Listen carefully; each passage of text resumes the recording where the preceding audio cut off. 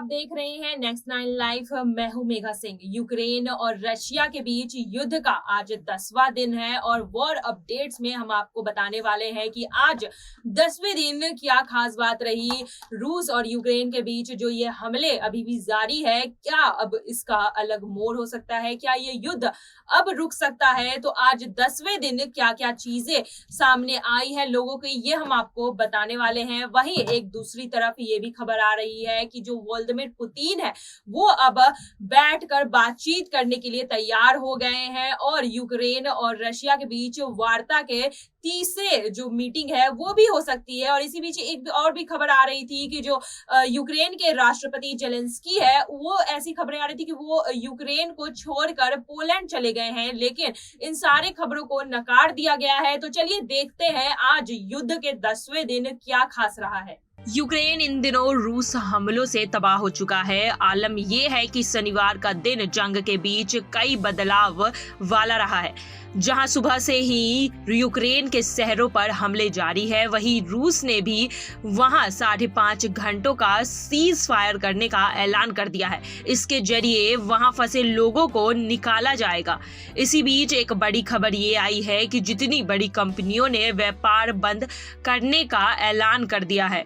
Samsung electronics ने Ukraine के समर्थन में रूस को मोबाइल फोन और इलेक्ट्रॉनिक्स चिप्स की सप्लाई देने से मना कर दिया है।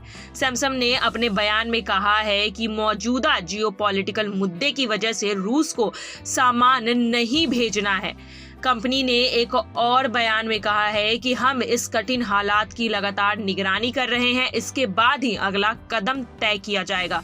वहीं अब तक 11,000 भारतीयों को यूक्रेन से निकाल लिया गया है। यूक्रेन में फंसे भारतीयों को जंग के बीच से निकालने की जद्दोजहद तेज हो गई है। लिहाजा शनिवार को विदेश राज्य मंत्री मुरलीधरन ने ट्वीट कर बताया कि यूक्रेन से अब तक 11,000 भारतीयों को निकाला गया है। एजेंसी के मुताबिक उन्होंने ट्वीट में आगे कहा कि एयर एशिया की फ्लाइट ने नई दिल्ली में 170 भारतीयों को सकुशल वतन लौटाया है। वहीं खार्किव में हुए कई धमाके हैं। इसी बीच खबर आ रही है कि युद्ध के 10वें दिन यूक्रेन में एक इंटरनेट पोर्ट खार्किव में कई धमाके की आवाज सुनाई गई है। यूक्रेन मीडिया का दावा किया गया है कि थोड़ी देर पहले धमाकों की आवाज सुनी गई थी। स्थानीय निवासियों के पास से मेट्रो शेल्टर या बंकर में रहने की चेतावनी दी गई है। वहीं और आगे अपडेट्स की बात करें तो बंकर में छिपे हो सकते हैं राष्ट्रपति जेलेंस्की। जी हां, ऐसी भी खबरें आ रही है कि यूक्रेन के पूर्व प्रधानमंत्री ने ऐसा कहा है कि राष्ट्रपति जेलेंस्की कीव के केंद्र में स्थित एक बंकर में हो सकते हैं। इस दौरान उन्होंने बताया कि ये बंकर इतना मजबूत है कि इस पर परमाणु हमले का भी असर नहीं होगा। वहीं एक और खबर सामने आ रही है कि रूस यूक्रेन में आज या कल हो सकती है तीसरी दौर की वार्ता। जंग के बीच रूस और यूक्रेन अब बातचीत की मेज पर आ गए हैं। जंग के 10 दिन हो चुके हैं, 2 दौर की बातचीत भी हो चुकी है। ऐसे में आज यानी कि शनिवार या कल तीसरे दौर की बातचीत हो सकती है। जेलेंस्की के ऑफर के प्रमुख सलाहकार ने कहा कि दोनों देशों के बीच एक बार फिर से वार्ता होगी। वहीं युद्ध के बीच पेंटागन ने कहा है कि रूस ने 500 से ज्यादा मिसाइलें दागी है। यूक्रेन पर रूसी हमले का कहर फिर से बरस रहा है। पेंटागन की ओर से दावा किया गया है कि रूस ने 7 दिनों में यूक्रेन में 500 से अधिक मिसाइलें दागी है। लिहाजा रूस रोजाना 2 दर्जन घातक मिसाइलों को यूक्रेन पर दाग रहा है। वहीं 9 से 10 मार्च को पोलैंड रोमानिया जाएंगी कमला हैरिस। यूक्रेन के बढ़ते संकट के बीच अमेरिकी उपराष्ट्रपति कमला हैरिस अगले सप्ताह पोलैंड और रोमानिया जाएंगी। वह इन देशों में अपने यूरोपीय सहयोगों को रूस आक्रमण के खिलाफ एकजुट करेंगी। कमला हैरिस की प्रेस सचिव सबरीना सिंह ने कहा कि उनकी यात्रा नाटो गठबंधन की ताकत और एकता को प्रदर्शित करेगी और रूसी आक्रमण के सामने नाटो के पूर्वी हिस्से से सहयोग के लिए अमेरिकी समर्थन का प्रदर्शन करेगी। करेंगी। जानकारी के मुताबिक वह 9 से 10 मार्च को पोलैंड और बुडापेस्ट रोमानिया की यात्रा पर जाएंगी।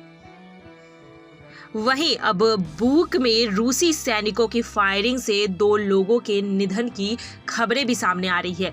कीव के पास बुका में रूसी सैनिक ने आम जनता पर गोलियां बरसाई है। यूक्रेन की मीडिया ने दावा किया है कि रूसी सैनिकों ने बुका में एक कार पर भी जमकर फायरिंग की है। हादसे में 17 साल की एक लड़की समेत 2 लोगों का निधन हो गया है, जबकि 4 लोग घायल है। वहीं दूसरी ओर रूस एयर स्ट्राइक में एक बच्चे समेत 6 लोगों का निधन हो गया है। रूस के सैनिक यूक्रेन पर घातक हमले कर रहे हैं, लिहाजा शनिवार को राजधानी कीव के पास एक गांव पर रूसी सेना ने हवाई हमला किया। यूक्रेन की मीडिया के मुताबिक इस हमले में एक बच्चे समेत 6 लोगों की जान चली गई। वहीं अगर बात करें मारियापुलो की, और इसी बीच एक और ऐलान रूस की तरफ से हुआ है कि मारियोपोलो और वोल्नोलोखावा में सीज फायर किया जाएगा। रूस के रक्षा मंत्री के प्रवक्ता खुद इस बात की जानकारी उन्होंने दी है। उन्होंने कहा है कि रूस की ओर से सीज फायर का ऐलान किया गया है, लिहाजा मारियोपोलो और वोल्नोलोखावा में लोगों को ह्यूमन कॉरिडोर के जरिए निकाला जाएगा। इस दौरान हमला नहीं किया जाएगा। वहीं पोलैंड और रोमानिया से 3 C-17 ग्लोब मास्टर 629 भारतीयों को लेकर लौटे हैं और भी रेस्क्यू ऑपरेशन अभी भी जारी है। वहीं आपको बता दें कि सैमसंग से पहले एप्पल ने भी यही ऐलान किया था कि वो रूस में अपने मोबाइल फोन्स और स्मार्टफोन्स को अब नहीं बेचेंगे और रूस के साथ जितने भी कनेक्शंस हैं वो फिलहाल के लिए रद्द कर दिए गए हैं। उसके बाद अब सैमसंग का भी ये बड़ा दावा सामने आया है। तो जैसा कि आपने देखा कि रशिया लगातार युद्ध करने में आगे है, वो अपने हमलों को रोक नहीं रहा है, साथ ही अब वो सैन्य ठिकानों के अलावा जो सिविल बिल्डिंग्स है, स्कूल्स है, हॉस्पिटल्स है, उस पर भी निशाना बना रहा है और साथ ही उन्होंने सीज फायर का ऐलान कर दिया है और इन्होंने ये भी कहा है कि हम आम नागरिकों को नुकसान नहीं पहुंचाएंगे। लेकिन जैसा कि हमने आपको अपनी रिपोर्ट में दिखाया कि वो आम नागरिकों को भी नुकसान पहुंचा रहे हैं, तो कहीं ना कहीं पुतिन जो है वो अपनी बातों से मुकर रहे हैं। और इस बीच जो है, इस युद्ध के बीच जो आज 10वां दिन है, कहीं ना कहीं यूक्रेन के जो लोग हैं वो संघर्ष कर रहे हैं, उनकी जान खतरे में है और वहां के जो लोग हैं अपनी जान बचाकर भागने की पूरी कोशिश कर रहे हैं, लेकिन फिर भी वो इस युद्ध के चपेट में आ जा रहे हैं। तो अभी तक की ये अपडेट जो थी हमने आपको दी। आगे की अपडेट के लिए हमारे साथ बने रहिए। तब तक के लिए धन्यवाद।